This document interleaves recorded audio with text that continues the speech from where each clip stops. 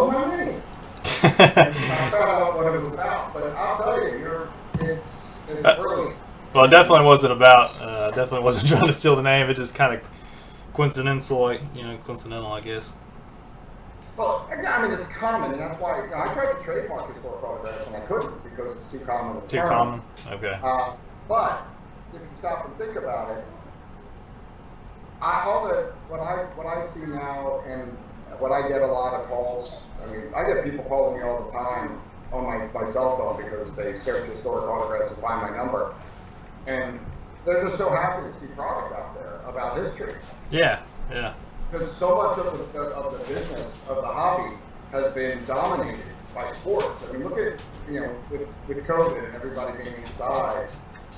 Look at the way soccer, boxing, wrestling, all these parts that were periphery before are now getting these ridiculous amounts of money.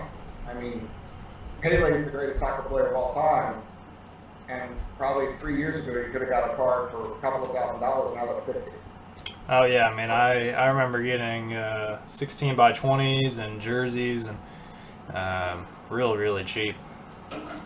Seems but like I think because we really are the only company right now that is focused on doing historical perspective. Definitely. I mean, that's what we do. American Pie from Topps was decent, but I just know that for a company like Topps, they stopped making it because it's just the profit margin out there. They can't make enough of it. Yeah. So they need a company like Historic Autographs to make it because we're not, we're not Topps. Yeah, that's true. That's true. We got.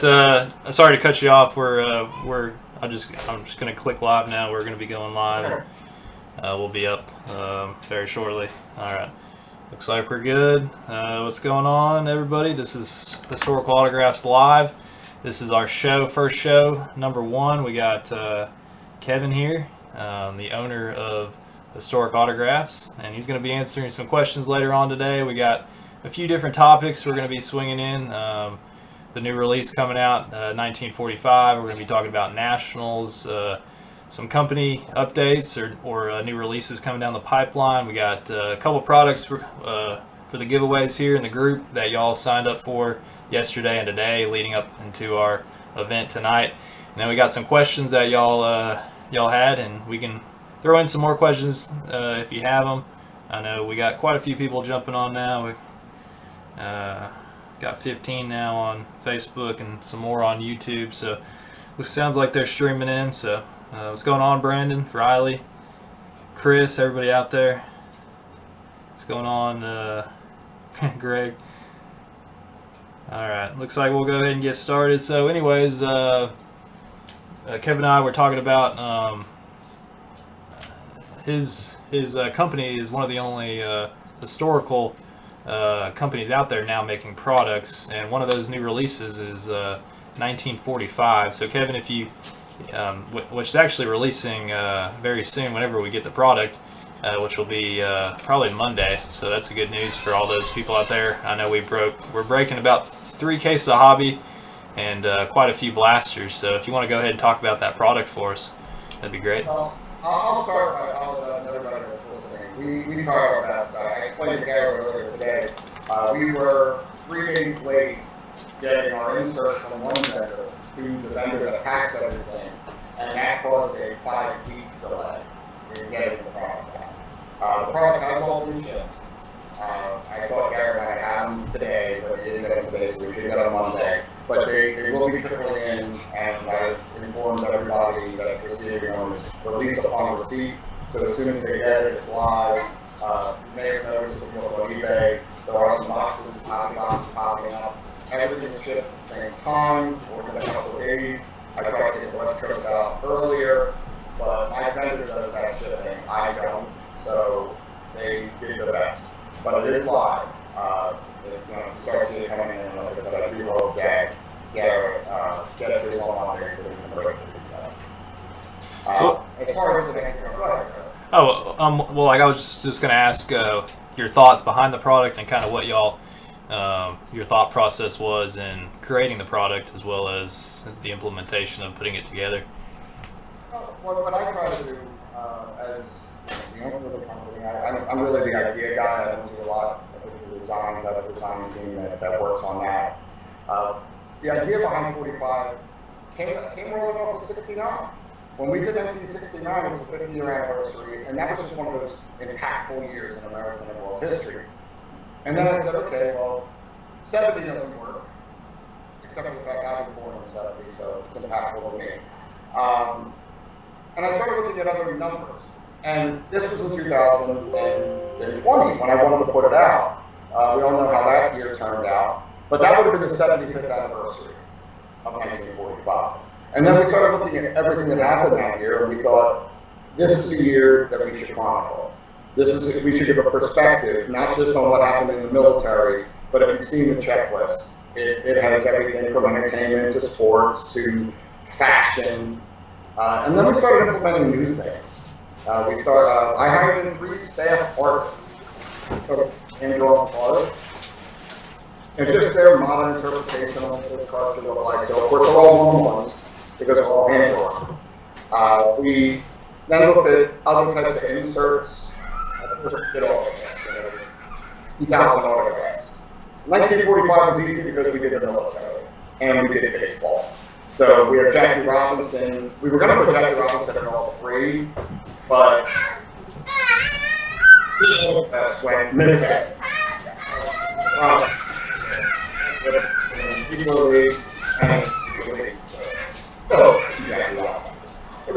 It was a year. We tried to look for years that were impactful, but also have those nice rounded off dates. Like, next year, we're not going to do because we pushed this one back to 2021.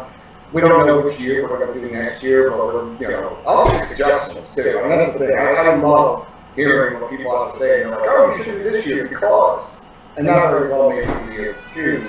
But we're going to try to chronicle 1 year every, and do different things with each product. Hopefully, evolving each product to the point that to be more valuable for our customer base. I really do listen to what people want and what they think, because of course without them we're not around. And I will answer a question that may come later. When it comes to the pricing, we were talking about this earlier. When we did POTUS, we didn't have the blasters weren't guaranteed to get an insert in the pack in a blaster box. This time when we made 45, we made sure the insert ratio for the pull rate for inserts was 1 every 6 packs, so that every blaster box is guaranteed to have an insert card. So you're getting a chance at one of these pulls, one of these nice pulls.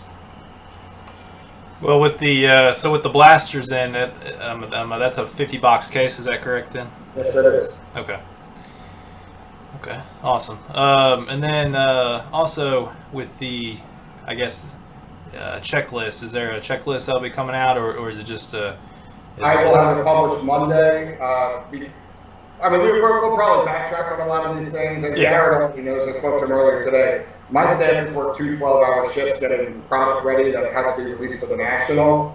So it kind of fell through the cracks. Thanks for reminding me. I'll make sure my design, my web person gets all the checklists up. But every box, just like we did with POTUS, every hobby box will have that booklet, that entire booklet. Mm-hmm. It's like a 45-page. It's the most extensive checklist given out by any company.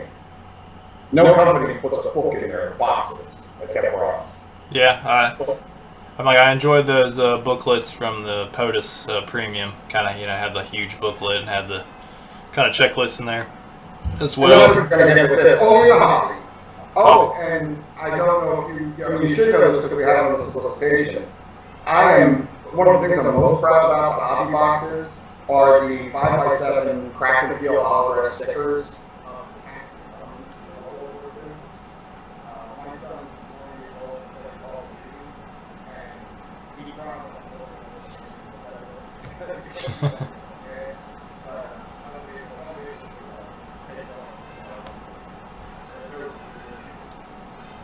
Good. I'm trying to see if our mics are working. I have a little bit of feedback now with our mics. Just seeing if I can adjust anything. They're saying I'm not sure if you can get your audio a little bit better as well. They're saying it's a little bit harder to hear. They can't hear me? Well, they can hear you. It's just, I guess, the volume. I'm seeing if I can work something out on volume or not. I told you I'm not very technically savvy. Looks like I got speakers up, noise cancellation up, microphone is good.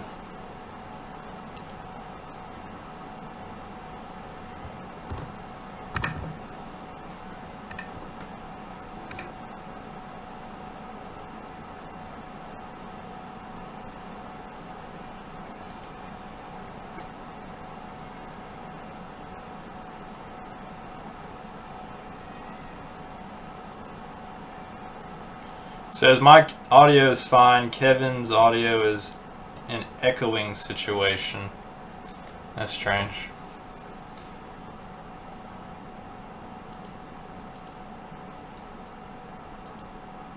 I can't hear you now. I think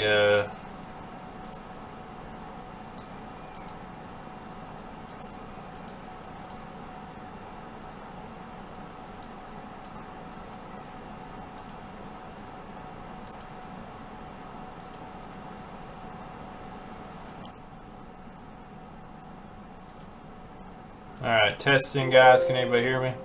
Making sure. I can't hear you. Alright. He's gonna grab some headphones real quick.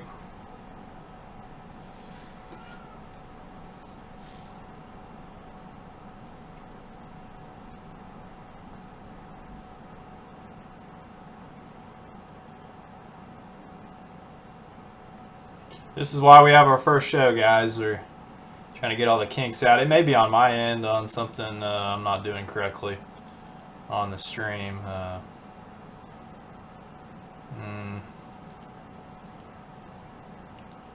Yeah, can you hear me? I can hear you now. Do you still have that reverb? Or is this better? That's better for me. Let's Is see. it better for the people on the stream? I hope so. I'm gonna get their feedback in just a second. They should be hearing it. All right, guys. Is that better for Kevin as well? Test. Test. Much better, they said. Much better. Excellent. Sorry, I should have known to put these in to start. Oh, it's fine. It looks like we're good. We're good on all ends. All right, perfect. All right, so we'll go ahead and transition over to national. Okay, good. Everybody's saying it's better. We got over 20 now, so not bad for Facebook. All right, so over to nationals. That's going to be occurring in just 10 a little, days. Yep, a very short period of time. We got a booth over there. Hope everybody comes over, checks us out. Now I know y'all were planning to go to nationals. Is there any kind of updates on that? Yeah, I'll make the announcement here first. I'll be sending out emails this week. We had so many problems with our vendors, and I hate to keep blaming our vendors because they worked their asses off for me. They did. They jumped through so many hoops to get product ready, and the problem is, anybody in America right now knows if you're trying to get supplies, parts for mechanical stuff, paper, it is a crapshoot. And with everything that was going on, last week we were uncertain if we were going to have anything to present at the National.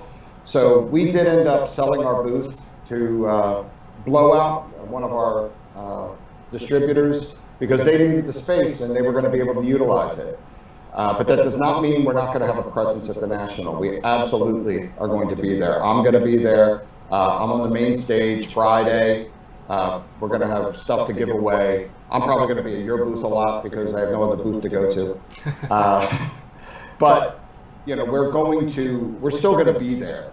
We are going to be walking around. We're going to be looking for stuff to make products with. Of course, I'm going to be buying autographs.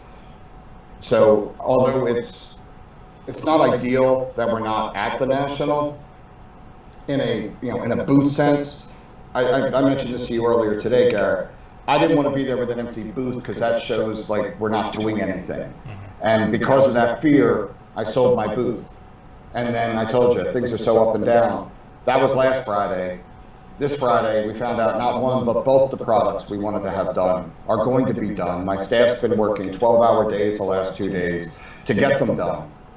So we're going to have the products, but now I just don't have a booth because, you know, anybody knows Tom Fish from Blowout. Once he gets what he wants, he's not giving it back. That's true.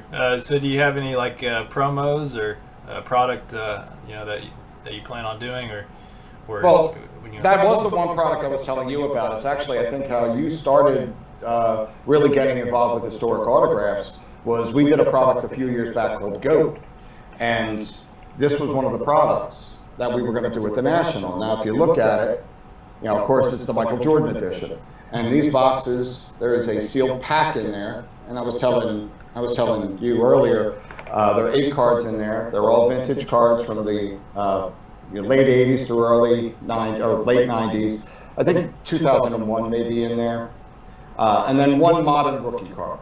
So you're getting 8 cards total, 2 guaranteed Jordans, but it includes so many of his great inserts, like all the Upper Deck inserts from the early 90s through the mid 90s, all the Fleer inserts. We have, you know, all the hot numbers and everything that you see people chasing. Yes. We broke down, and our vendor made packs out of them for us. So we're releasing that prior to the National. Okay. Because we're not going to be there. We're going to release that next week because I'm of the mind that if people are at the National, they want it instant. They want it there. So if they're at the National, they may not buy this. So what we're going to do is kind of have a pre-National sale and start selling it through our website next week. Okay, yeah, because I remember that first release. We bought quite a few. I wish we bought all of them because because of how they did. Tom Brady. Oh yeah, we pulled the MJ and Scottie Pippen dual cut from I think it was Friends and Foes. I think that was the one. So that was really neat. And everybody loved that product. Well, you know, with the GOAT product, I told you we're only selling it as 4-box cases because it's relatively inexpensive in terms of what we usually sell. It's $65 a box on our website. But, you know, every 4-box case is going to be guaranteed a PSA graded basketball card. Now, we have 35 Michael Jordan PSA 10s. We have, you know, stuff like this. That is, you know, a Trae Young. This is a Groove PSA 10 rookie. We have, you know, stuff like, you know, this is a Luka Doncic second year, but again, it's still a PSA. I don't know how to use these damn things. It's still a PSA 10. Looks good. You know, that's a Trae Young regular 10 rookie. That's a Jason Tatum PSA 10 rookie. That's a Luka Doncic rookie. These are just some of them. That's a hollow fast break PSA 10 Trae Young. You know, we got Jordan stuff. These are 10s. And it's funny, you look at those Jordan cards, they're $300. You know, and the cases are only going to be $260. They're good value. Good value. So you're looking at, I mean, that's, of course, what we're going to do is we're going to put the entire list of all 170-some graded cards. So you get a general idea. And what I was saying earlier was, there are some cards that are they're like Giannis PSA 10s, base cards, and they're only worth $25 to $40. So yeah, that's the clunker. But we have at least 5 cards that should sell for will sell for over $1,000, and 2 of those could be $2,000 cards. Yeah. We have 18 cards that we estimate won't get less than 400. I have another 20-some cards that won't get that are worth the case price. So you're looking at it right there. You're looking at about a third of the product. Just the graded card gets you all your money back. Yeah. And then of course, in the boxes, we have, I told you, there's Kobe Bryant rookies. These are raw, of course. Kobe Bryant rookies, Shaq rookies, all that kind of stuff. You know, it's not something we're making a ton of money on. My business partner and I looked at it. The total products, I'm transparent. Yeah. The sheet you have up that you could show has over $31,000 worth of graded cards. You do the math on what I just told you we're going to sell. We're only selling it for $45,000. Now, you got to take into consideration, I had to buy all the cards, make the packs, make the boxes, do all of that stuff. The collection cost me $10,000 for the cards I put in there. So that's $41,000 right off the bat. It's not about making money, it's about making something that's fun. Yeah, and people for are us, gonna buy. you know, I could have sold all this stuff and made the same money, or I can make it fun for people, where, you know, you're not putting out a ton of money. and yet you're having fun doing it. And that's why we did that product. And then again, it was, the National is for us to be there. So when we couldn't make this product, and when we thought we couldn't have this product at the National, because this is what we were going to sell at the booth. Once that happened, I had to come up with a way, and that's when we went to this 4-box idea, because the other way was going to be like a redemption card in every 4th box, and you were just going to get it at the booth. Okay. So that's why we're doing the 4-box, where you're getting the card sealed in the case with you. So it's a 4-box case that'll have 4 of these boxes, and they'll be factory sealed. But, you know, the packs themselves are sealed too. But you'll get, you know, 4 boxes and then 1 graded card that'll come in a velvet bag. Okay. And the reason we did that was because I don't want to sell 1 pack to somebody for $65 and then not get value. This way, by buying the 4 cards, you're guaranteed a graded card, so you know you're getting something back. Yeah. And, you know, so that was the one product. And if I can have just a minute, this is going to be the first people, you know, on your thing. You're going to be the first ones to see our new product. Sneak peek. This right here, this is what's been the bear. These are hand assembled, and they are, I'll just say, they are pain in my balls. They are, this is a labor of love. These are beautiful. If anybody out there collects the Hassans, the triple folders, the idea here is the triple folder idea. Now what we did was we chose, it's an iconic image in baseball. This is actually the first baseball game in America ever to have over 100,000 spectators. It happened in 1908. And it was the Hannah Strollers versus the Tella Cleaners. They were 2 Ohio factories. Yeah. But a lot of if you people look for at back then. If you look at that picture, that's how those people were sitting on a hill in Ohio in the middle of the summer. You know they were sweating. Oh yeah. And what I love about this is we're using the T206, 5, 6s, and 7s. And of course, it's been 3 years. I have been making this product for 3 years, hand to God, because the autographs are that hard to find. And so this is a new product that's coming out. When is this? This is going to be released the day the National opens. Okay, day of National. Yeah, Okay. so I am, when I fly out there, I'm setting all the stuff to like Blowout and Dave and Adams and Chicagoland. You're not carrying this one. No. Unless you want. Maybe a case. But yeah, I mean, but here, this is what it's going to look like. This is just one card, and of course, I didn't bring in the Ty Cobb because, you know, everybody knows who the hell Ty Cobb is. Uh-huh. If you guys can see this one right here is Harry Petit. Harry Petit and Harry Bay, and that's Harry Bay's autograph and Harry Petit's autograph. Now, the reason I brought this one is a lot of these cards, when you look at it, like this card right here is one of the more difficult Southern Leaguers to get. I had to buy sets to get him because by himself he's $500. So, and his autograph right here, I made 3 of these products that had T206s. First time I ever had his autograph was in this one because he died in like the 40s, I think. I mean, he's just difficult. Yeah, there's a lot of group members that that enjoy the. I think it was Triple Play. They enjoy that one as well as. Trying to remember the other one that came out as. There's a couple of baseball releases that we had. Right, we did the originals. That's what this product is part of our line called the originals because we utilize original cards with original autographs. Okay. We did the originals Half Century. Half Century, that's the one we bought a Compass. case And of.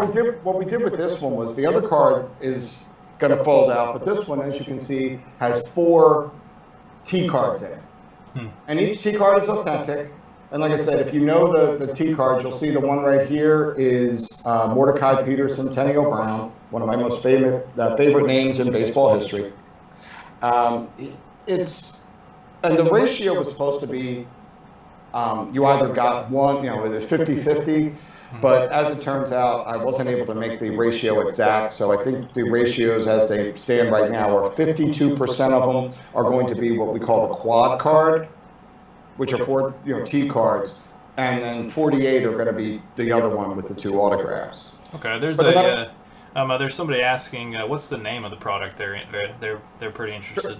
Triple folders. Triple folders. Yeah, we call it's part of the original series. Okay. And it's called triple folders because we made it like the T202 Hassan triple folders. Okay, nice. And that one, like I said, when I tell people, if you look at it, everybody knows what these cards are going for now. They're averaging $50 a card. So you're not getting a loser in this. Definitely. Because if you get a quad card, you're still getting 4 T cards.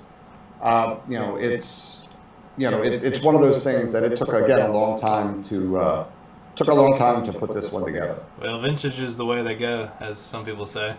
Well, I agree with that, but you look at the market right now. I think once enough people lose on modern, once all these $1 billion cards come crashing down, they're not going to fall totally off the face of the earth. But That's true. You're going to see the real numbers are in the vintage cards. I mean, and vintage is 70s and 80s now. So I mean, I can understand why Michael Jordan and Wayne Gretzky. I can understand why their cards are booming. I just don't quite understand. As great as Kevin Durant is, why some of his cards get the kind of money they do. It's a mystery. It's a mystery. I always say that was Strawberry effect. I mean, you look at Strawberry's first, 7-8 years in the league, and you thought he was going to be one of the all-time greats. And then life happened, and things went sideways for him, and now he's in common bins. Same with Doc Good. It's a risky. Modern sports is very risky. It is. It really is, yeah. And I do break modern sports, but I've always, and there's a couple of people commenting non-sports is better than sports, but well, you would expect that in this group. In this group, yeah. But I totally agree with I'm not a big, modern sports investor. I only have a little bit of modern sports, but I always like the vintage and the non-sports myself, for sure. That's historic autographs, historic autographs too. So. It's one of those things where I look at it. I do collect. I mean, if I think anybody that has that's involved is in this industry. Yeah. I don't know the people that own Panini, but what I'm saying is when you look at companies that are the size of my company. If you don't collect, that would right there would be the telltale sign for me that you're in it for just money, because this is a hot industry. I've been in it for 10 years. I'm not poor, but I am far from rich. I got bills that are past due and what it's. I don't. Like I said, I'm not doing this for free. I do make decent money, but I just, if you don't collect, that just tells me that you're in it for something other than the love of the game. Exactly. Or games or history. I mean, I don't know if you know this. I was a history teacher prior to this. I mean, and I think you guys can tell in the way we present our products that there's a definite love of history in what we do. I mean, definitely. I used to. I minored in history, and I was a teacher for a while too. And, okay. So I did, hear your story before, and it's an awesome one too, and definitely appreciate y'all. Doing what y'all do, for sure. Well, if you don't mind, I'd like to go over a couple of the new releases. I see you got new releases. Sure. Go ahead. I'd like to talk about, 45 is out. So yeah. I am waiting for feedback. So anybody that is listening, look, people will tell you I'm painfully honest. I've had people tell me, "Oh, your product sucks," and I'll say, "Okay, thanks, appreciate the feedback." Yeah. But there were some times where people have, yelled and screamed at me and called me all kinds of names, and I've replied in kind. And before you know it, a couple more emails back and forth, and we're friends, and we talk. And I want to know what I'm doing wrong, because I can't get better. I can't get people what they need or want out of our product if I don't hear feedback. But in the same regard, I can't fix stupid, because I had a guy call up and say he bought 6 boxes of a product, told me he got the best autograph you possibly could get, the #1 autograph on that list. And I'm not going to name the product or the autographs. I don't want to piss somebody off. Yeah, or the person. Or the person. I don't even know the guy's name. I don't know. He may be in our group. Who knows? But he may be. But here's the thing: if I told you that William Shakespeare's autograph, which if anybody ever tells you you have a Shakespeare autograph, they're lying. Nobody knows what it looks like. because nobody thinks, a lot of people think William Shakespeare is 7 or 8 different people. It was he was part of a collective.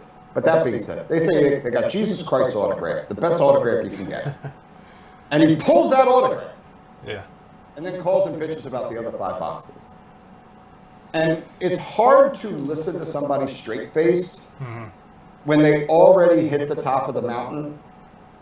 But I did. And I listened to the other things that he said. Yeah. And it helped make, our next product better. And so even though, some things are head scratchers, listening does matter. Even though I might not always do what the customer wants, Yeah. I try. And that's one of the things that I want everybody out there to know is email us. You can email me through the website. Just say, look, this is what we got. This is what we saw. This is something I think you can do better. Email me with a product idea. Say you want to do X, Y, and Z. There's a lot of great ideas out there. Hell, I can watch a TV show and come up with an idea because something cool happened. And you know that you can tie all these things together. So I want people to know that we're interactive. We might not jump on that email today, tomorrow, or this week. But if it's a good email, not just your product sucks, but if it's a good email, we will eventually get back to you. Thank you for your input. That reminds me, speaking of that, this is something I'd like a little feedback on. We're going to do a product next called Famous Americans. And I was talking to you about American Pie earlier. It's going to be kind of like that, where it's a mishmash of all these different non-sport figures. Bringing into the fold some names that a lot of people don't know about, maybe people that were undervalued in history and now should be getting. One of my favorites that's going to be in there is a guy named Octavius Cato. He was a black man in Philadelphia who played baseball, but he was more. He and his girlfriend were more involved in the civil rights movement in Philadelphia in the 1860s and 1870s, and he was murdered. He was killed. He was killed by the Irish. I mean, it doesn't matter who killed him. He was killed, and it was racially motivated. But Cato's story is fantastic, and we're going to tell that in a card. I don't think any other company ever would. And so we're going to try to add in, famous Americans, from years ago and modern as well. But what I want to do is, we were going to do this at the National, but I can't do it now. But I would like, for every year we do Famous Americans, it's going to be one of those continuing sets. So this year will be 330 cards. Next year will be 331 through 660. I would like to know if people would think it would be a good idea, like the back 20 cards each year to be everyday heroes. Just regular people in America doing their job.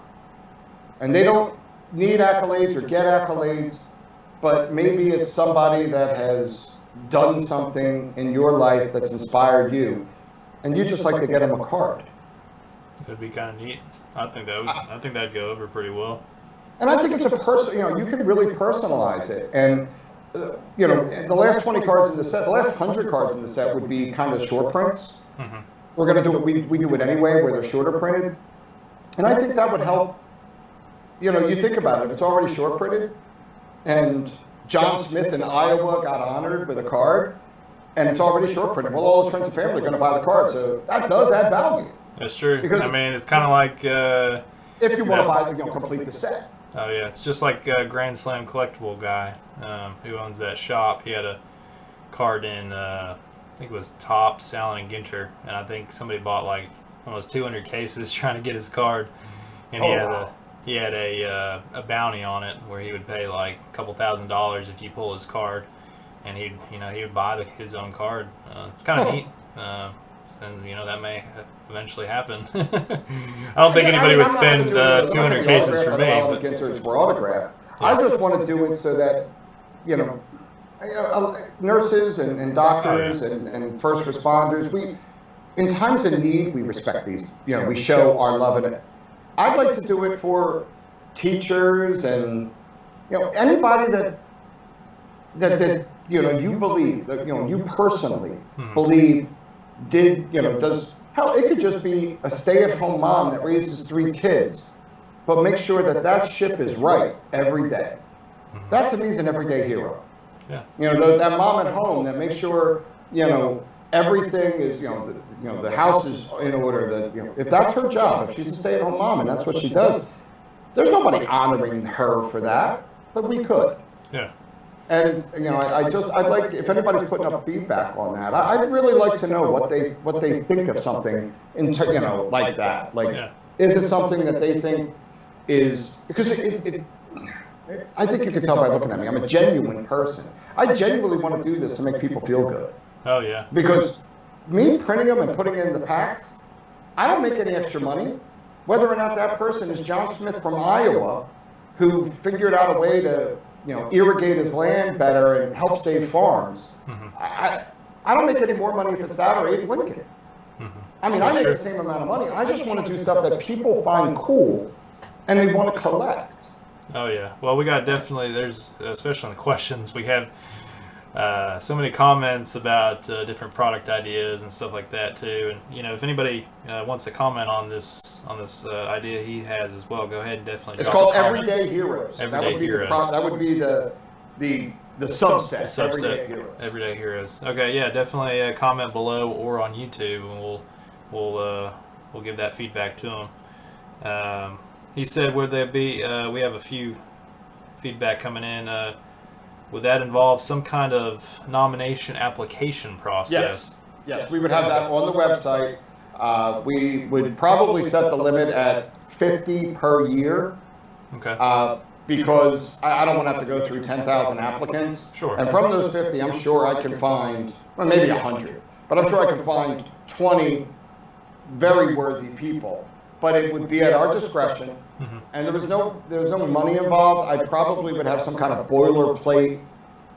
I get to use your image, and I would have the people that are being nominated. I would of course have to be able to get in contact with them to get an image. Yes. I would also like them to tell their story so that the card matches up with what they wanted to say. Yeah. But they would have to probably sign, some kind of boilerplate legalese saying that I'm allowed to print their card. Definitely. There's a question too that says autographs of these individuals. Would you have any of those in the as a possible hit? I hadn't given it much thought, but I guess if the people are inclined to want to sign, maybe that's something I would pay them for. Pay them $5 a card to sign them, and Yeah. make that a hit. I mean, yeah, that's see, this is why we talk. This is why people talk, to get those kind of ideas. Oh yeah, definitely. Seems like there's quite a few things coming through, so I'll go ahead and email you some of the other ones that are on there. Okay. With the, I guess, is there any other new releases you had? I think there was something, some kind of royalty. Maybe I'm just The Washington Chronicles. Washington Chronicles. Okay. Yeah. Well, what we want to do is we want to become a company that has these annual releases that they're coming. Every March, everybody knows Top Series 1 comes out, baseball. You're going to get it every year. Yes. And what we want to do is, because I can't put POTUS out every year. I can't put Civil War out every year. But what came to me was that I could come up with a product that we chronicle the life of somebody worthy in history. Now, we're going to focus on American history the first few years. That we can chronicle their life into a single set, and you get a ridiculous amount of good shit. Pardon the language, but that's just the way it is. It's late. I think all the kids are asleep. Yeah. This is PG-13. They use that word. Yes. Washington Chronicles is the first one and the most obvious. I was mentioning earlier, I just bought my 5th Washington letter because we're going to be doing both Washington autograph cards. There's at least 5 right now. We're trying to get 6. And all the extra words from the letters that I bought will be included as word cards. 3 of them say Mount Vernon. Now you think about that. I'm going to make a Mount Vernon card signed in the hand of George Washington. That's probably, what do you think? A word card, handwritten word card from George Washington, signed Mount Vernon. What do you think that would get? Oh, I don't know. I've seen some crazy sales, so I mean, I would definitely, say I was thinking about $1,200. definitely over 1,000. Yeah. Yeah, I'd I mean, say. I just think you're. But the thing is, that's the kind of stuff we're putting in. Mhm. I bought an Anthony Wayne, and I don't know how many of you out there know your history, but Anthony Wayne was one of his top generals. I bought an Anthony Wayne archive. So we're going to have like 7 autographs of Anthony Wayne in this, because it's going to be George Washington and people closely connected to Washington, which means the autographs you will get in there are all Revolutionary War people. So the autograph list is not long because of the cost, but it's impactful. You know, I have Henry Knox and other, you know, people that were at the Continental Congress. But we're also going to do, we're going to continue something we had done in Civil War. It's dirt relics. So Those I ones. have visited, and we obtained them all legally. I was off federal land when I got this stuff. We know all about this. Before, we used to send drones up to show you where we got them from. I don't think anybody's, you know, trying to chase me down for grabbing dirt right off of Washington's property at Mount Vernon, but I did. You know, we went to Williamsburg and Yorktown. We've been to, I mean, I only live 20 minutes from Valley Forge, so that wasn't tough. You know, we have both sides of the Delaware River where Washington crossed. So, you know, that's, you know, and we're going to do these, you know, these coin, you know, these, I would say coin cards, listen to me, these dirt card relics in a series. And we're going to continue it through all these things. I just think it's really cool to do that because, you know, some people are wise guys. They were like, oh, what's the next thing you're going to do? Have the ice that sank the Titanic? You know, yeah, I'm not, but if I could, I would. That would be neat. Some, you know. Seal some water. You know, you could say, I could put an empty bag in there and say, literally, it's air that George Washington breathed, and it is. You know, but, you know, I'm not going to get that crazy. Yeah. You know, so we're going to do that. We're doing coins. Of course, the majority of the coins are very expensive. So, like all the coin cards, and, you know, when POTUS came out, the most expensive coin cards, the ones that were selling for over $1,000, were the Washingtons. Yeah. So this is going to be what's in this product. We're going to have hair cards. Yeah. And so this year we're doing Washington. Yeah. Next year we're doing Lincoln. And the year after that we're doing Thomas Jefferson.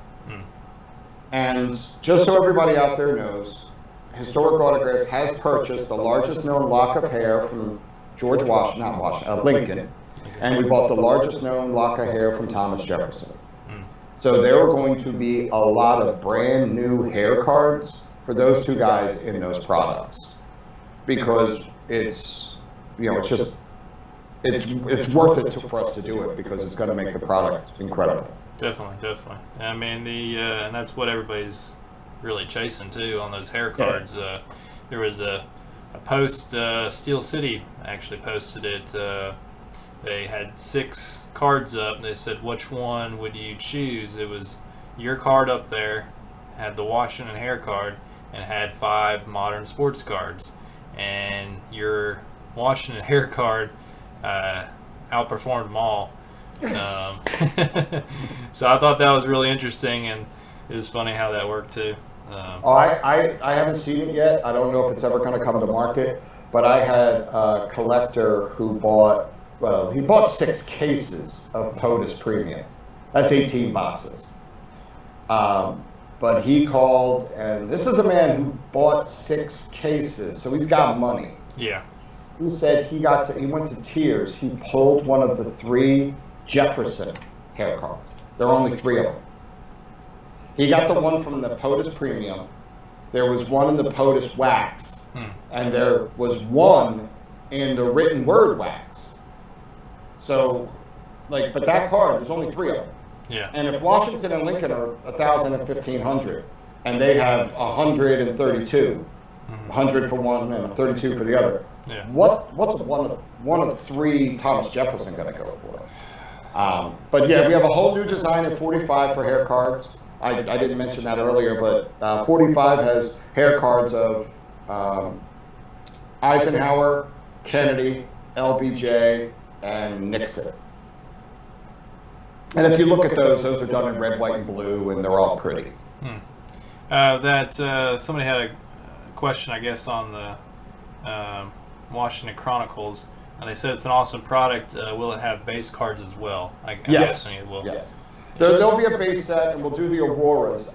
We found now that we're doing cards that the Auroras, the most limited of all the parallels, they're beautiful. I mean, it's a design that no other company uses. It's a process no other company uses, and we have found that those are the ones that they like. So, of course, we're going to have a base set with short prints within the base set, Okay. and then we're going to have the parallels. And we did it with 45. I think we're going to continue it, where we do the factory sets as all a parallel.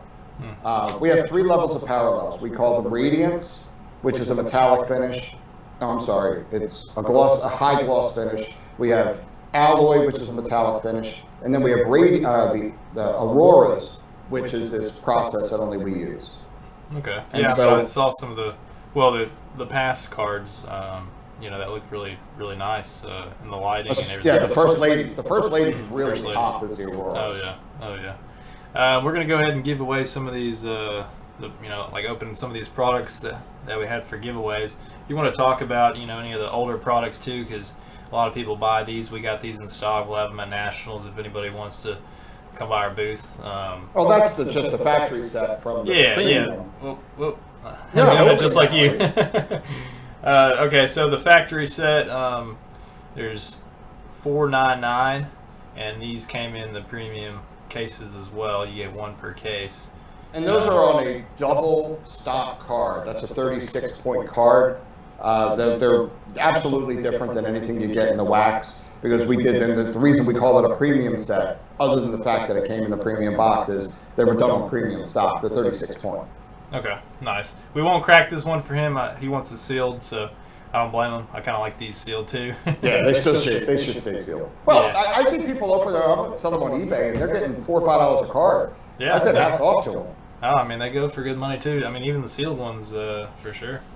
And Hey, like, Garrett, I have 1 factory set left from my employee sets. We only made 12. oh really? Maybe we can do something a couple of times from now when you have me back on, if you have me back on, where I send you that, because those sets, Yeah. Justin, you knew Justin. Yeah. He sold his. He got like $400 for it. Dang. Because the cards inside are numbered to 12. Yeah. Yeah. That's good money. I mean, that's. Oh, they're that's- nice cards. Yeah, for sure. Trying to find my list. We had Civil War box for Holly. Yeah, this would be this one right here. Civil War bonus pack. Sorry, Okay. Civil War bonus pack. And these came with the divided, right? Is that how Yeah. it came? Okay.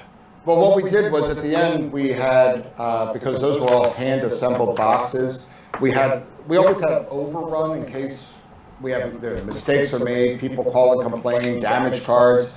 Well, what we did at the end was the demand for Civil War Divided was so big that we printed special bonus cards to put in here with a lot of the inserts that we had left over, because they don't really do us much good sitting around the office. Mhm.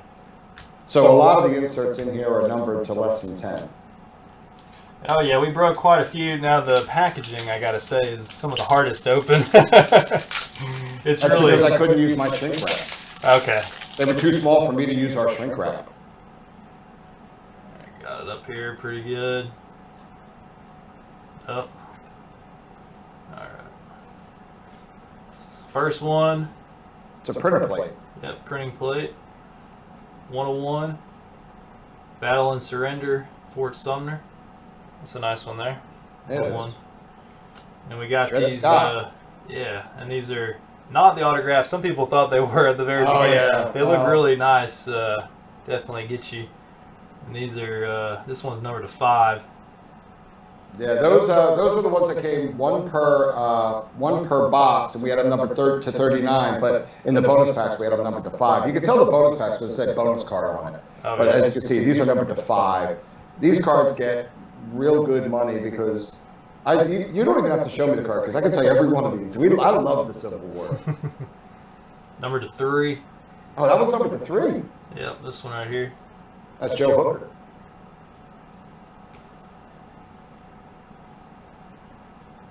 This one also number 3. It's a good Pretty pack. good pack. Yeah, it's Yeah. a pretty good pack.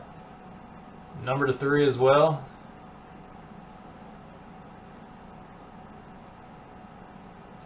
Oh, Maurice Heights, that was a nasty battle.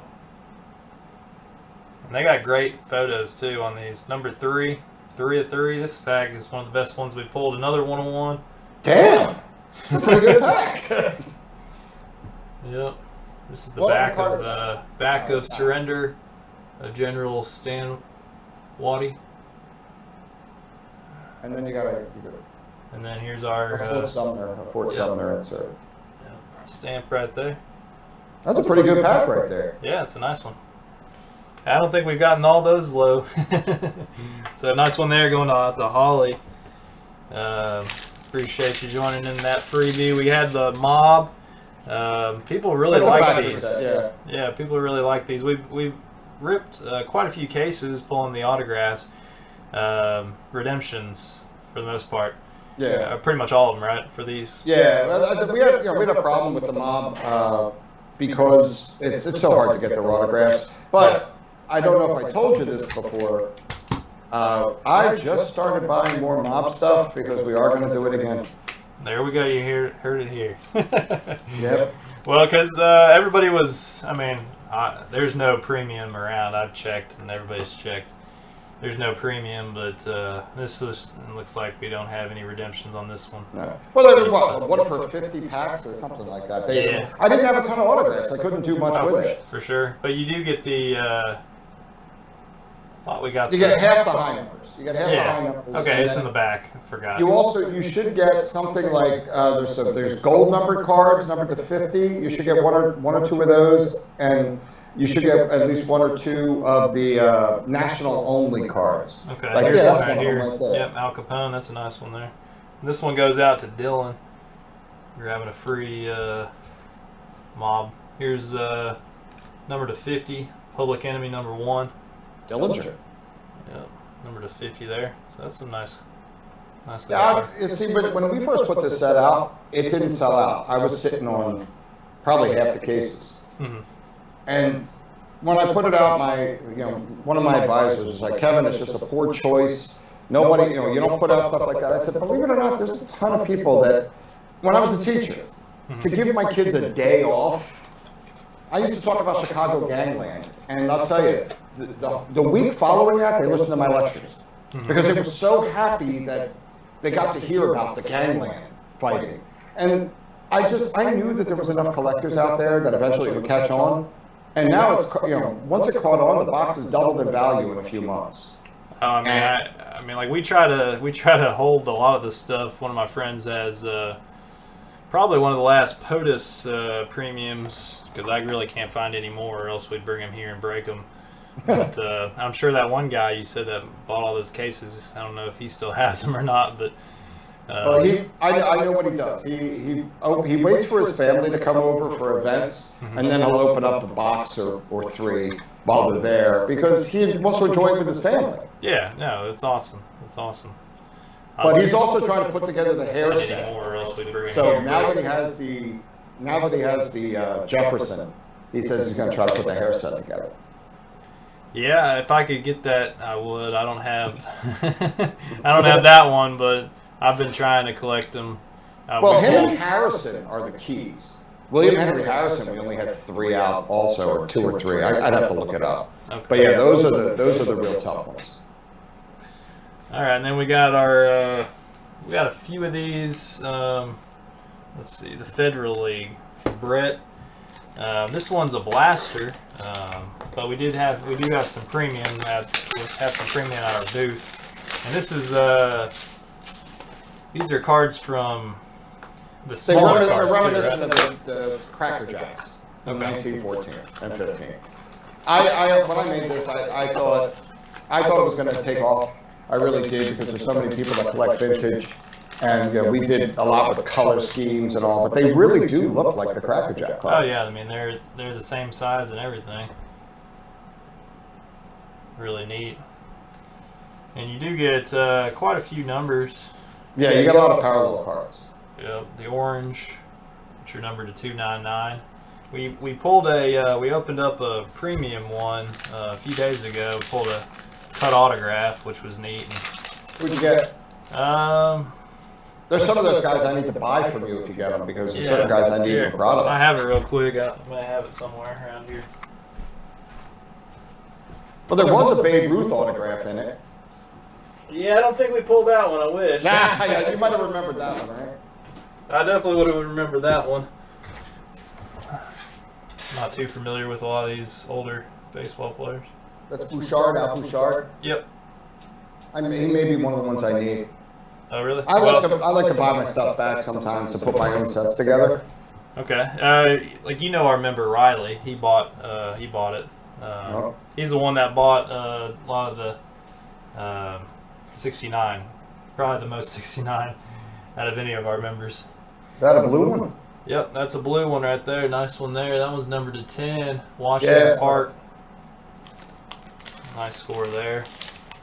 A lot of these. I'll tell you had mentioned my pictures. I'll tell you, we have a staff member who spends probably a third of their hours every week trying to find the right pictures and digging through archives. It really isn't as easy as people think it might be to find the pictures that we get. Oh no!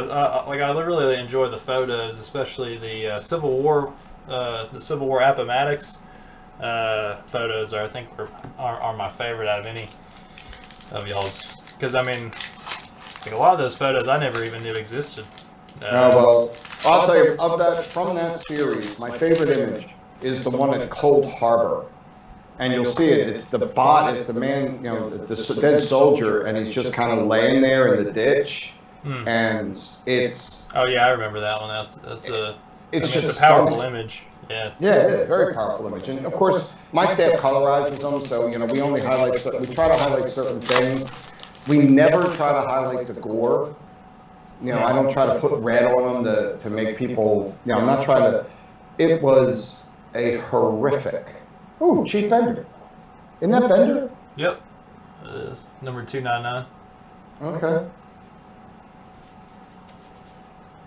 So it's just one of those things where you can find these images and they move you, and that's what we try to do. Is we try to have the pictures move you, not the blood and guts. Mm-hmm.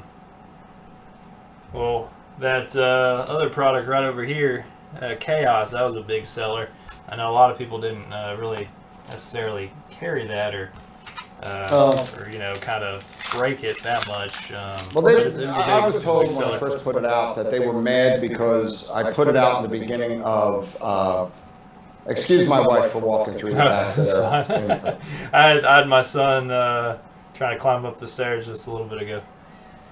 But yeah, when we did Chaos, they said it was in poor taste because it was right at the beginning of the pandemic. Mm-hmm. Problem is, I'd already printed it. It's like I didn't print it because of the pandemic. I'll tell you, there was a company out there. I mean, you opened it up, so there is a COVID card in there, because once we put the product together, I said, well, let's put COVID in there because it works. It's chaotic. Definitely. And that was a late addition. And again, it's serial killers. It's tragedies. It's when you're reading those cards and you see some of the stuff that happened, you sit there and go, holy crap. Like the SS Eastland, the one there's one about a boat that in the Chicago River that capsized. Yeah. It's just a boat in a river, and there were like 12,000 or 1,200 deaths. Oh, I mean, I never knew about a lot. I mean, the background on the cards, I definitely love putting the sets together, especially Chaos, and kind of reading that, because it's a lot of information that, I mean, the everyday person and myself would never, know unless, you kind of read those things in the background. And it's one reason I absolutely love your, Facebook group and this is because you guys see it the way I see it, and like you don't know it, but when you read it, you're, hey, you got another vendor and another. What's that one number to? That was number 49. That's Washington Park as well. Nice. It's a shame you got doubles in the box, but they're still good cards. Hey, it's a low number. We're good. When you start to read some of those things, you're like, oh my God, like that happened, and it just gives people something else to collect. Mhm. And yeah, the guy, the chaos cards aren't going to go out and have a triple double. They're not going to go hit 2 home runs tonight.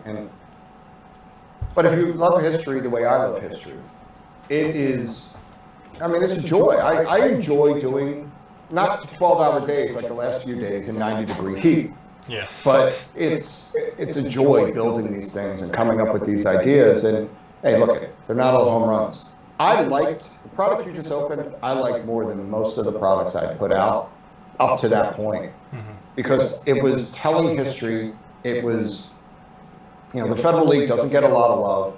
There were a lot of major leaguers in it, and I think those Cracker Jack cards are beautiful. So I figured, why not, play off of that. I thought it would have a little more traction than what it got. It still gets. There are still a lot of people that collect it. Oh, Put the sets together. But you think about Chaos. When I put Chaos out, I was told by a couple of the major distributors they weren't going to carry it, and they were going to tell everybody else not to carry it. And yet, I get so many people asking about that product because it's different. And that's what we want to be, is we want to be different. And yeah, not everything is going to be right. Not everything is going to be perfect. And there are going to be things that piss people off. But like I said, in there's a COVID card. There was another company that tried to put out a COVID rookie card like 8 months ago. Yeah, we talked about that on our group. And I didn't intend that to be a COVID rookie. And I'm not calling it that. The only reason I'm saying that is because when I saw that, I'm like, wow. I was told that I was trying to make money off of a single tragedy. But it was one card in a massive set that we had already built. And yet somebody was actually trying to issue a card that was called a COVID rookie. Yeah, because those like a lot of our group members were chasing those. I mean, we called them COVID rookies because it was really the first COVID card ever made, even if it wasn't supposed to be a COVID rookie. That wasn't my intent. No, but they sold for good money too. I think I told you. I'll send you a stack of them to give away to people. These aren't. Yeah, it wasn't something I was trying to make money on, but I understand why people would want it. Yeah. We're always going to remember 2020 as a society. My children are probably going to tell their children and grandchildren, oh, well, during the COVID crisis, they're going to remember it. Yeah. So it's something, but, I have a stack of 100 of them because we always have overrun cards. I'll give them away. I want people to enjoy it for what it is, which is a historical card. Definitely.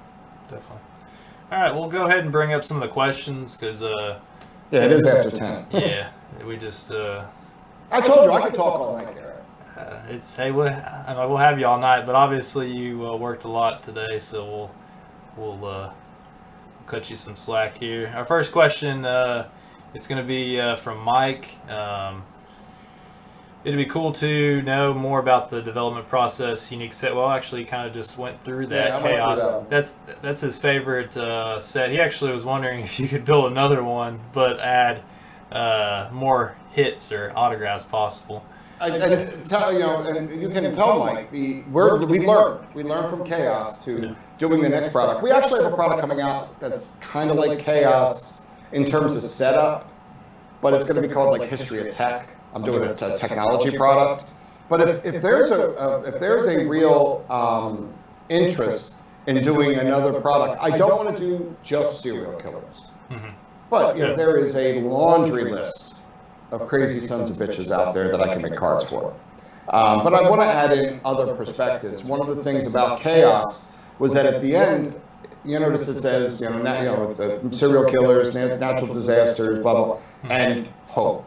Yeah. Because for all the bad in the world, whether it's bad people, bad weather, viruses, for all the bad, there are always people that are going to stand up and do the right thing. So you have to always have that. So if there is interest, of course, we'd love to do another Chaos set.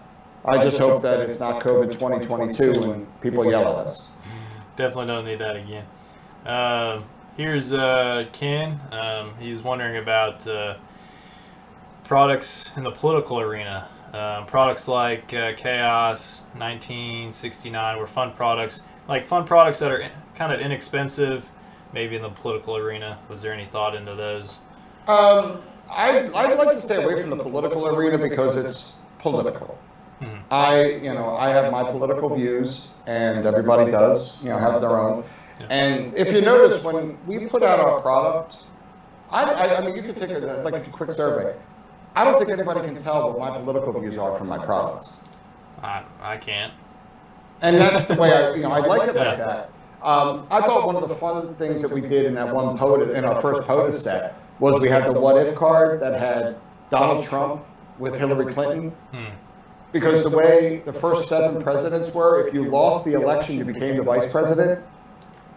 That would And be that's what the interesting what to if see. card was. Oh, If yeah. that was still in place, you would have had Donald Trump as president and Hillary Clinton as vice president. And wow, would that would have been theater. But, we may do a political product, but I think it would be more geared towards the history and political development in American history, not political parties as they stand today. Okay. Do you know what I mean? Yeah, I can understand that. Yeah, not have anything too modern, but kind of the more past. Right. Yeah. Okay. Get up to this next question. We got Marius opinion on cutting documents and selling into pieces. Obviously. I hate it. I really do. Yeah. I'll tell you, the letters that I buy, the one Washington letter that has the most on it is absolutely wrecked. Mhm. And the reason I'm cutting it up is because of that.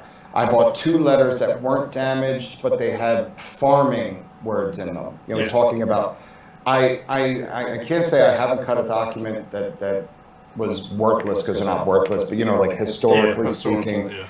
But yeah, it does pain me. It does very much. But in all honesty, I do this to combat other companies that are putting out products where I literally see white paper and it's like Gerald Ford relic because they cut up a document that he held and it's white freaking paper. Yeah. I don't want to ever put out something that's just a patch of white paper. If we put it in something, that means it was part of that. It's got something on it, writing or the pre-printed something. If I'm going to destroy a document, I want the person to get it, at least be able to see something. In Washington Chronicles, I had 2 vellum documents. Washington signed a lot of these, what was called the Society of Cincinnatus documents. And so it's one of those pre-printed documents that says this person was inducted into the Society of Cincinnatus, and they were signed by Washington because he was the head of his chapter. And so those documents would have been held by Washington. So that'll cut up because it's vellum. But you can't put a white piece of paper in there and tell me you didn't just get that out at Staples. Yeah. And that's what it is. So when I do it, yes, it pains me because I am a historian. Yeah. Especially, I I have the same view as you, and plus most of those historically important documents are, more money, and people are going to buy the documents that are going to be more easy to obtain and less expensive. Right. So that's my view as well. Over there. All right, we got Chris and I think he had the products like this before about actresses and actors. Some of those were actually my favorite. I'm trying to remember which one it was. Quads, that was my favorite one, yeah. Yeah, quads, I loved quads because we had all 50 of the first Academy Awards represented. And I'll tell you, you want to talk about, sticking yourself in the eye with a needle. That's how painful it was to get them all. But we had all 50 of those movies represented, and in some cases, multiples. Yeah, I have the Peter Pan one that I put framed with the original movie poster. Nice. And then I got the one of the more controversial ones. Trying to remember which one it was. It was the one with the Klan. Cecil B. DeMille's Birth of a Nation. Birth of a Nation. That's the one. First movie in the White House. Yeah. And I put that together with one of the original posters as well. But I understand it's controversial, but it was. Oh, it's definitely. It's one of the all-time For You know, sure. like I said, because it's controversial. Yeah, yeah. Plus, it was. But look at me knowing all my stuff. I know my products. You definitely do. All right, we But got. yeah, you know, I'd like to do quads again, and I think we may. I think we may because I really did like it. I think I'm trying to come up with a different conceptual design Yeah. because a lot of people tell me that it was too wide to grade or to have it authenticated in something. So I'm trying to think of a way to do that. But you want to know what really bites, you know, pushes my buttons? Uh-huh. The marquee piece from that thing. Whoever pulled it sold like 5 times. Yeah, I was trying to buy it one time. I think I forgot about it. It was being a bit on, but I was trying to go for it. Yeah. But it was called the Boulevard of Broken Dreams because it had Presley, Monroe, Dean, and Humphrey Bogart. Mm-hmm. The last person that bought it cut it up. I know they cut it up because they called and asked me if I could get them a copy of the Letter of Authenticity because they cut it up. Wow. Hurt me. Yeah, no, that would have been an awesome display. Yeah, that's rough. Don't like hearing about that. This is Brandon Parker. He loves the Civil War. That's one of his favorite things. He wants to know any Civil War possibly coming down the pipeline. He wants to take out a loan because he wants to buy so much product. Next year. Next We are year. doing Civil War next year. Next year. Like I said, we're doing the Chronicles every year now, but what I'm going to try to do is alternate between major events in American history. So next year's the Civil War. The year after that, I am thinking about doing World War I. I don't think there's anything out there for World War I don't think so. But I'm thinking about doing World War I, and then if I'm lucky, fingers crossed, the year after that, 2023, the Revolution. There's And a, when I there's do gonna be a question on that, that then one. you will know. Yeah, there's gonna be a question on that one. I think coming up in a second. But all right, Brandon, you heard it. Go ahead and take your loan out. All right. Besides American history products, any thought about world human achievements? We kind of spoke a little bit about that, but kind of wonders of the world, like location-wise. And then there's obviously the revolution on the bottom. Yeah, we're going to work into the famous Americans that I was talking about. We're going to work into that project a subset called Just Visiting. So we'll have world leaders that would come to America.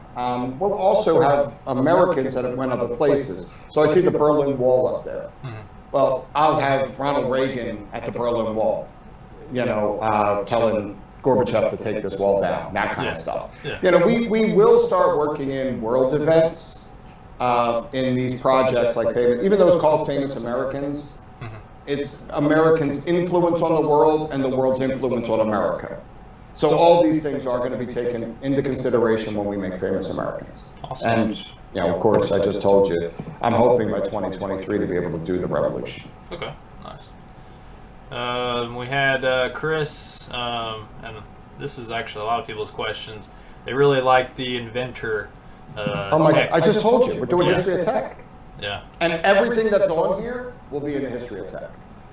Because, it says monopolists. You don't think of them as being tech, but Thomas Edison works within that. He was funded by J.P.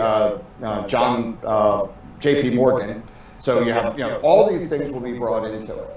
So yeah, we are doing the History of Tech, technology, because your kids and my kids will look at it and be like, really, the toaster was technology? And when it first came out, it was like, woo, a toaster.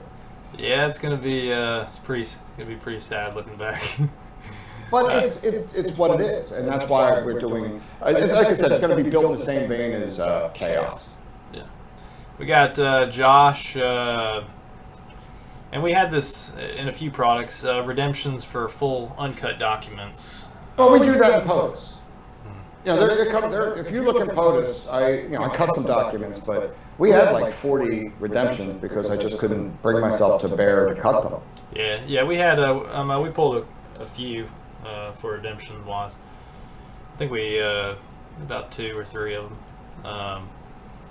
All right, for presidential hair relics, like a lot of people see them as legit. Some people question them. What's your view? And I guess the background on how you get them. Well, if you only knew how much the 2 locks of hair cost me that I told you I bought, If I don't think they're legit, then I'm an idiot. But I mean, here's the thing: the hair that you see in our POTUS product came from John Resnikoff's world-renowned collection. I put his name on the back of the cards because he and I discussed it when I bought it that was going to be a way to legitimize it. Moving forward, when I buy these hair relics, I'm buying them. I keep documentation on hand where I got them from, so I have 2 folders right now on the 2 hair, hair locks that I bought. I forgot to mention, in Famous Americans, we actually have 2 very cool hair cards coming out from 2 very famous Americans. One was named Secretariat, and the other's Reba Ridge. I don't know if you know who Reba Ridge is, but that's the horse that won the Kentucky Derby the year before. And he was stallmates with Secretariat. But I bought, mains of their, I bought a collection, and what I'm going to have, it came from Leland's auction. Everybody can look it up. Yeah. But they came from the actual owner who wrote a letter saying that this definitely came from, the main and Secretariat. And I don't just haphazardly put hair in. Yeah. Because the worst thing for me, the worst thing in the world, is for my product to be, fake or not real. So I have to rely on John Resnikoff. I mean, and I do have faith in his collection because the Guinness World Book of Records has him in there. So that's a pretty big honor. Yeah, and so, plus he has a lot of provenance Right. in his collection. I mean, he has the website and he kind of goes in depth and kind of All I shows know where a is lot of this. it comes I from. wasn't there when George got his hair cut, so I don't know. You know what I mean? I can only go on the best the best available information. Definitely. All right. Music product. Any thoughts? Yeah. I mean, you kind of added some music and stuff into a few products. Elvis Presley, obviously. Yeah. Here's the problem with music. I love all forms of music. Unlike most people that say that, most people that say, "Oh, I love all music," they'll say except country. I like country too. I like classical. I like hip hop. I like music for what it is. It's music. It entertains. Problem is that it is hard to build a product that sells based entirely on music. Now, I remember I said to you earlier, I watch TV shows or documentaries. I come up with an idea. Yes. Last week, I came up with an idea that specifically addresses that question. I cannot give any of the information out yet because I'm still building it. I built it in my mind. Okay. But when it comes out, you'll know, and I'll actually tell you that it goes back to this question. It is super cool, and it was the only way I've ever seen to be able to tie all forms of entertainment into one singular idea that made the product worth selling. Well, we'll definitely have to have you come back on and let us know more in the future. Scientists and inventors, there you go. Yep, the same thing. So you kind of already addressed this. Everybody wants an Einstein. Yeah, don't we all? Religious product. I stay away from politics, I stay away from religion. All right. Favorite card product that you've ever produced? Your favorite one?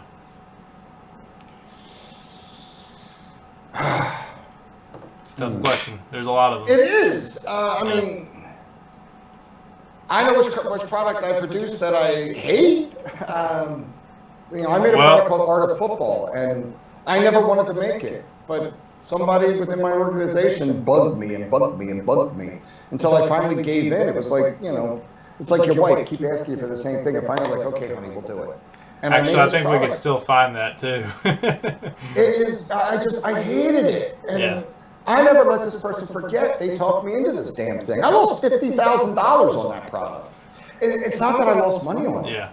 It's that I never wanted to make it to begin with. I didn't think it was a sound idea. I make products that don't make me a lot of money, like Chaos. I haven't made money on that because I'm Fed League, but I like those products. Yeah. I guess if you have to say one of my favorite products is that one. I love this idea. I think of all my originals products, that's the best, and it doesn't have Babe Ruth. You're a baseball guy, right? That's your. Yeah. Nah, I mean, I'm a historian, but I'm a baseball guy. Yeah. I'm a diehard Phillies fan, diehard. But I would venture to say it would have to be the last POTUS. If I had to pick one product, it would have to be the last POTUS. Or, I think going forward, I think I'm going to try to get like the Chronicles to be really good in terms of what my input. And I think if I ever do the Revolution, that will be my favorite. Yeah. Because I probably know more about the Civil War than I'll challenge your group than probably your entire group. There's yeah, I mean it's I think. Well, let's just give you a little background. I used to my professor when I was at Temple University, Dr. Russell Wigley. He professor emeritus. He was a brilliant man. Passed away 10 years ago. He taught at the Army War College out at Carlisle, and he would give tours to the military of Gettysburg. And I was a graduate student in his doctoral program, just sitting. I was just sitting in. I wasn't in the program. I was just sitting as a master's student, and he chose me to give the tour that year because I could give you a tour of Gettysburg with my eyes closed. Yeah, I mean, it's a big honor, especially for that. Yeah, so I mean, I love that, but I think when I finally do the Revolution, because we wouldn't have this country without these men. I know, and everybody likes to be a revisionist historian and say, oh, but they're terrible because they did this, that, and the other. Well, we wouldn't have a country to gripe about them if it wasn't for what they did. So I love the Revolution. Here's a little also too with the Relics autos lowering the hit rates. Obviously, I mean you would have to make the products higher, but also technology oriented chrome shadow boxes, manufactured relics, different things like that. Have you thought about any of that? I'm surprised that question's being asked because I'd like to raise my hit rates, and that's what I did for the next product. Well, I think they meant like the ratios. I think that's what he was meaning. Oh, well, yeah. I mean, we're trying to implement more inserts and hits. Yeah. As far as the technology-oriented inserts and shadow boxes, we have the companies we work with.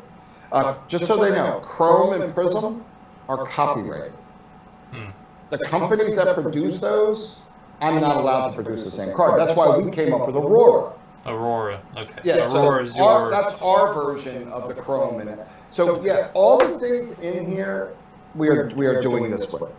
Okay, we are trying to put more inserts in. I just told you before that. Sorry, my wife's texting. Oh, it's fine. We're about to be done. Yeah, I'm just saying. When it comes to the hit rates, we are definitely putting more in. We went 1 per 6 packs this product. We're trying to get it closer to 1 per 5 for the next. So every 5th pack, but we're also going to make sure that the Auroras are.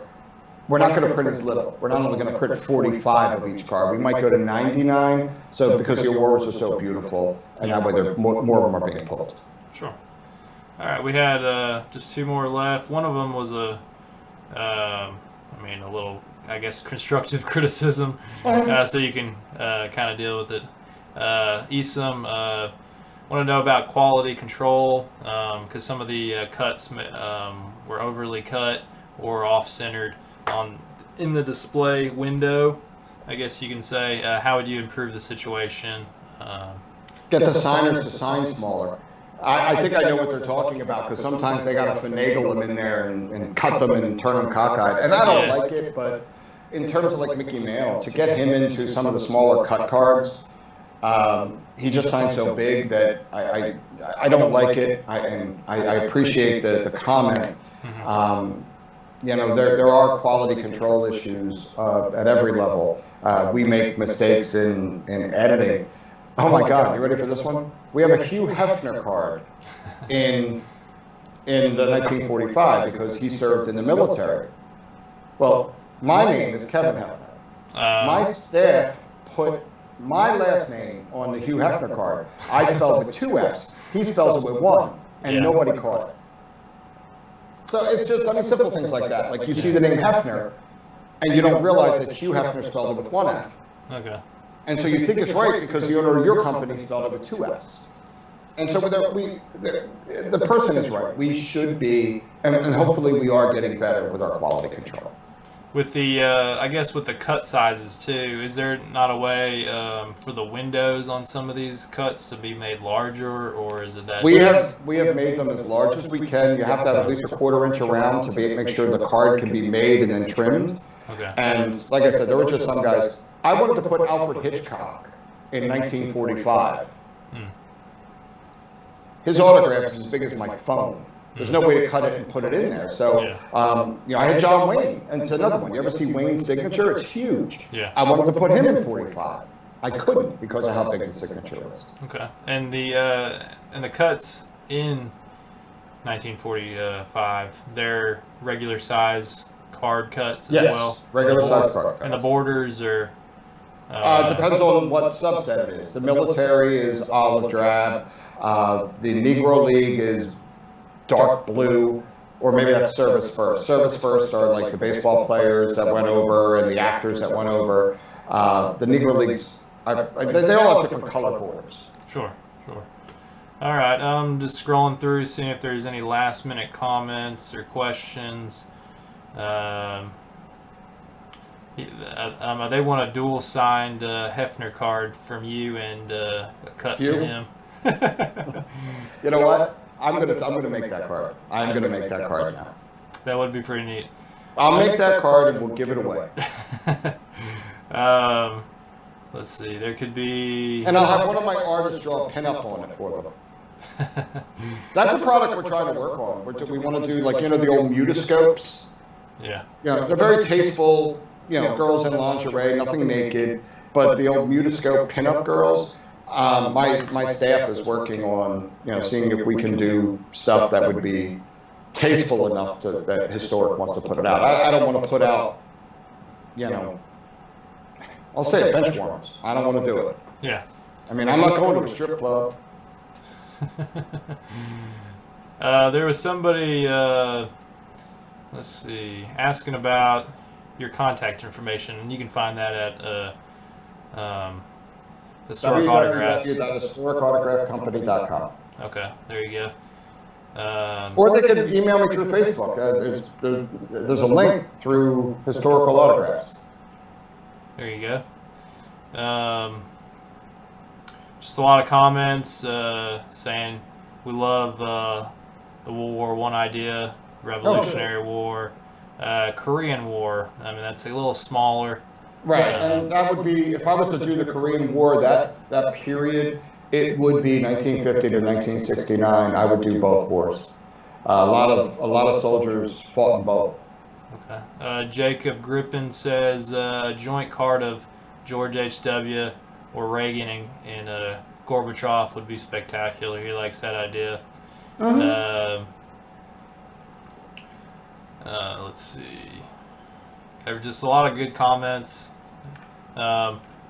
Jim Hatfield says, love your product, Kevin, and also your company's customer service. He must have got me on a good day. Your customer service is pretty good compared to a lot of the companies that a lot of members have tried to work. John Badowski says, thank you for your time, love your products. Jacob Grippin said, actually we just replied, he's wanting to show you his collection of Kobe Bryant rookie cards. If he's going to Nationals, there you go. You can show him those at Nationals. Yep, I'll be on National. I'll be walking around. You can't miss me. I'm loud.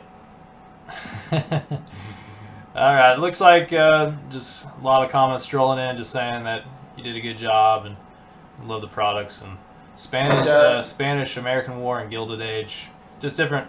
You can go ahead and email. The Spanish American War will be in Gilded Age. We are doing. I guess I didn't tell you that. We're doing a product that's coming out in 6 months called Gilded Age. Okay. But it's going to be. There's going to be a lot of shocker stuff in there, like stuff that you wouldn't expect. Just if anybody out there wants to look it up, the guy's name is Jacob Riss. That's Riss. and it's a book he wrote in 1886 called How the Other Half Lives. We're going to have a lot of stuff that references that. Sounds like an awesome, and I appreciate the all the information, the sneak preview, and the look behind the curtain. Excellent. It's awesome having you this time, and definitely have to have you once again. It's Anytime you want. awesome. I appreciate Okay, I'll it. talk to you about about the national next week. Let me get these products shipped, and then we'll talk about the national. Sure. Sounds Okay. good. I appreciate everybody jumping on. This has been a great opportunity. We'll be coming back with our second show, probably after Nationals. We're going to try to do these at least once a month, have different guest stars. And I appreciate Kevin coming out today and talking about his products. Everybody seems to enjoy them, and we'll definitely have them at Nationals. You can check us out at Nationals coming up in 10 days. So thank to you you once later. again, guys. Talk to you later, Kevin.